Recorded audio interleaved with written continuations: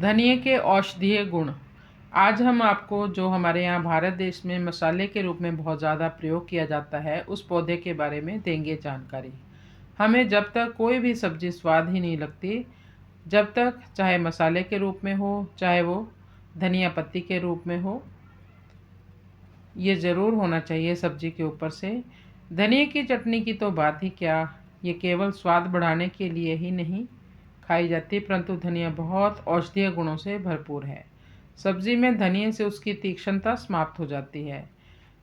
जिन महिलाओं को बहुत ज़्यादा मासिक धर्म के दौरान रक्तस्राव होता है, धनिए की पत्तियों का रस निकालकर 4-5 चम्मच उसमें चने के दाने के बराबर शुद्ध खाने का कपूर अगर मिल जाए, वो पिलाने से उनको तुरंत लाभ होगा।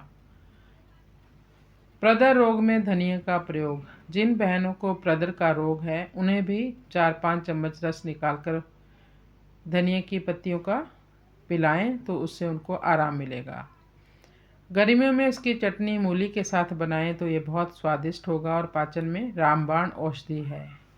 ये बहुत ज़्यादा गर्मी को शांत करती है।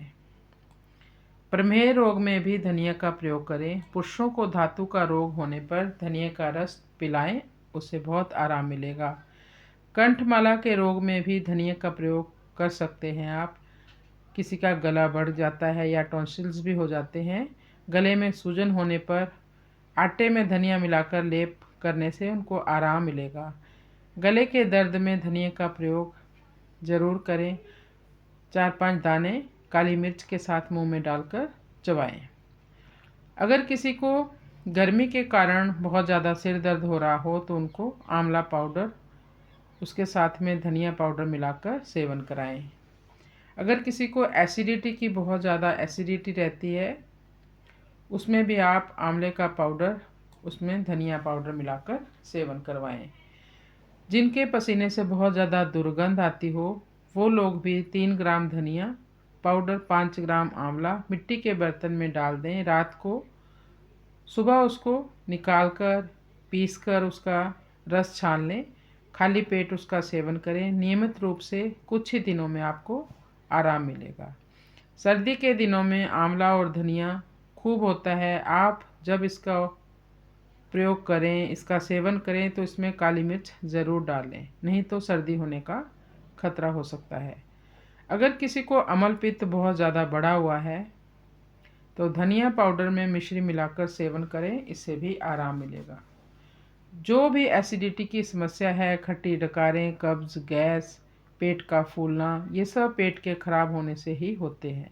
तो ज़रूरी है सबसे पहले आप कॉन्स्टिपेशन की चिकित्सा करें, कब्ज़ की चिकित्सा करें, कारण की चिकित्सा कर लेंगे तो सभी रोग दूर हो जाएंगे। कब्ज़ के लिए दिव्य चूर्ण का भी आप इस्तेमाल कर सकते हो। छोटी हरड़ का सेवन करें। इसबगोल की भूसी लें। आंवला और एलोवेरा का जूस भी ले सकते हो। और कम खाएं, जो भी खाएं उसको चबा के खाएं अच्छे से, और ज़्यादा पानी इंटेक करें। सबसे पहले पेट को ठीक करें क्योंकि सबसे ज़्यादा बीमारियां पेट से ही शुरू होती हैं। पेट ठीक होगा तो बहुत बीमारियों से आप बच जाओगे।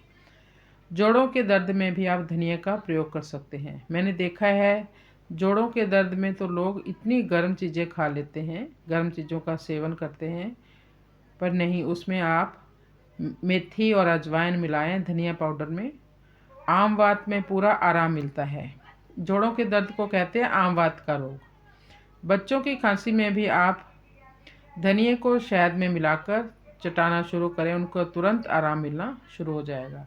मुंह की बदबू के लिए भी आप धनिया का इस्तेमाल कर सकते हो। धनिए के 2-4 दाने मुंह में डाल लें, उसको चबाते रहें, इससे भी आपको जो मुंह से दुर्गंध आती है वो नहीं होगी। आजकल लोग पता नहीं क्या क्या माउथ फ्रेशनर इस्तेमाल करते हैं, च्युइंगम, बबल गम चबाते रहते हैं, वो आपकी सेहत के लिए बिल्कुल भी अच्छी नहीं है। इससे अच्छा आप धनिया का सेवन करना शुरू करें। गर्भ के दौरान जिन बहनों को उल्टी आती है या उल्टी आने की स्थिति बनी रहती है, तरह तरह की चिकित्सा वो करवाती हैं।